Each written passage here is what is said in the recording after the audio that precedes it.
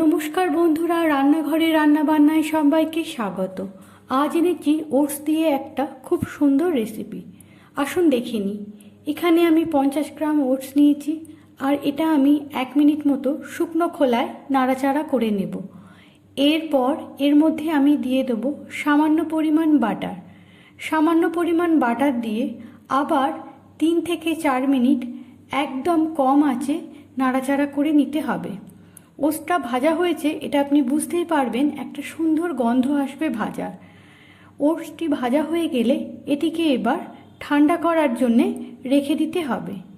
ঠান্ডা হয়ে গেলে মিক্সার গ্রাইন্ডারে ওটসটিকে গ্রাইন্ড করে নিতে হবে, তাহলে এটি একটি মিহি পাউডারে পরিণত হবে।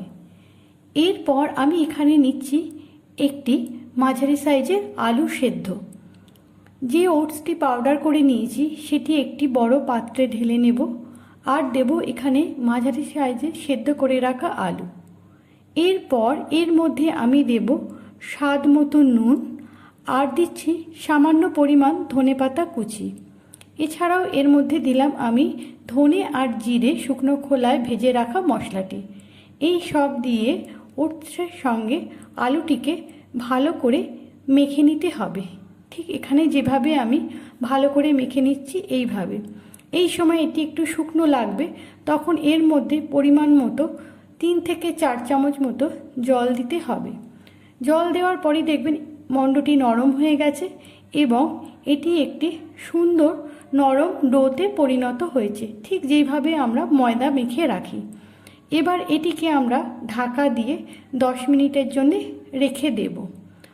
আর এই সময় আমরা করে নেব ওটসের ভেতরে যে পুরটি দেব সেইটি। এখানে আমি কিছু সবজি নিয়েছি।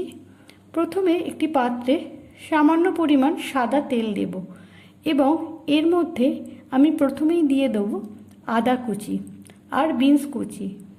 আদা আর বিনসটিকে সামান্য 1 থেকে 1.5 মিনিট নাড়াচাড়া করে নিয়ে এরপর এর মধ্যে আমি একে একে দিয়ে দেব আমার কেটে রাখা সবজিগুলি, যেমন গাজর কুচি, ক্যাপসিকাম কুচি এবং পেঁয়াজ কুচি। এগুলো সব দিয়ে নাড়াচাড়া করতে হবে। আপনার ইচ্ছে হলে আপনাদের পছন্দের মতো সবজিও এখানে ব্যবহার করতে পারেন। এরপর এর মধ্যে আমি দিয়ে দেব একটুখানি কড়াইশুঁটি, আর দেব সামান্য পরিমাণ স্বাদ মতো নুন। এই সব দিয়ে আরও 2 মিনিট মতো নাড়াচাড়া করতে হবে এবং এটিকে ঢেকে দিতে হবে 1 মিনিটের জন্যে। 1 মিনিট পর ঢাকনাটি তুললে এই সবজিটি অনেকটাই ভাজা ভাজা হয়ে যাবে আর সেদ্ধও হয়ে যাবে, যেহেতু ছোট ছোট করে এখানে কাটা হয়েছে তাই। নামানোর আগে এর মধ্যে আমি দিয়ে দেব সামান্য পরিমাণ গোলমরিচের গুঁড়ো। এবার আমার ওই আলু দিয়ে মেখে রাখা ওটসটি থেকে আমি ছোট ছোট করে 5টি লেচি করে নিয়েছি। এই লেচিগুলোকে এরপরে পুর ভরার জন্য তৈরি করতে হবে। সেই জন্য হাতে আমি সাদা তেল মেখে নিয়েছি এবং লেচিগুলিকে আঙুলের চাপ দিয়ে সামান্য করে গর্ত করে আস্তে আস্তে একটি বাটির আকারে গড়ে নিচ্ছি। এইভাবে বাটির আকারে ডিপ করে একটু গড়ে নিতে হবে এবং এর মধ্যে আমি দিয়ে দেব আমার তৈরি করে রাখা ভেজিটেবলসের পুরটি 1 চামচ মতো এর মতো দিয়ে তারপর ভালো করে চেপে চেপে দিতে হবে।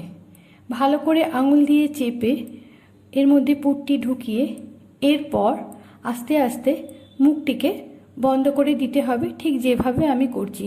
পুরো কাজটি করবেন আলতো হাতে। তারপর টিকিয়ার আকারে একটু চ্যাপটা করে নিতে হবে। একইভাবে পরেরটিও আমি গড়ে নিচ্ছি। এইভাবেই একে একে সমস্ত টিকিয়াগুলোকে গড়ে নিতে হবে। এখানে আপনি অন্য পুরও ব্যবহার করতে পারেন আপনার পছন্দের মতো, যেমন ইচ্ছে হলে পনিরের পুর ব্যবহার করতে পারেন।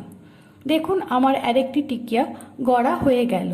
এইভাবে সবকটি টিকিয়া আমার গড়া হয়ে গেল। এরপর এগুলিকে আমি ভাজবো। টিকিয়াগুলো তৈরি হয়ে গেছে। এবার ফ্রাইং প্যানে আমি সামান্য পরিমাণ বাটার দিচ্ছি। আপনারা ইচ্ছে হলে এখানে সাদা তেল অথবা ঘিয়ের ব্যবহার করতে পারেন। এরপর টিকিয়াগুলিকে একে একে ফ্রাইং প্যানের মধ্যে আমি সাজিয়ে বসিয়ে দিচ্ছি। এই পুরো রান্নাটিই হবে একদম কম আঁচে। সমস্ত টিকিয়া আমার বসানো হয়ে গেছে। এবার এর উপরের দিকেও আমি সামান্য পরিমাণ বাটার লাগিয়ে দিচ্ছি। এবার এটিকে আমাকে 10 মিনিটের জন্যে একদম কম আঁচে ছেড়ে দিতে হবে। 10 মিনিট পর একটা পিঠ উল্টে দিলাম পরের পিঠটি হবার জন্যে। ঠিক এইভাবেই আরেকটি সাইড 10 মিনিট ধরে হবে। দুটি পিঠ নিয়ে প্রায় 20 মিনিট মতো আপনার সময় লাগবে। 20 মিনিট পর দেখবেন আপনার টিকিয়া সম্পূর্ণভাবে তৈরি হয়ে গেছে। দেখুন কত সুন্দর লালভাবে টিকিয়াটি তৈরি হয়ে গেছে। আর এই টিকিয়াগুলি খেতে হয় অসাধারণ, তেমনি এটা স্বাস্থ্যকরও বটে। দেখুন কি সুন্দর ভেতরে পুরগুলি দেখা যাচ্ছে। তৈরি হয়ে গেল স্বাস্থ্যকর সুস্বাদু ওটস টিকিয়া।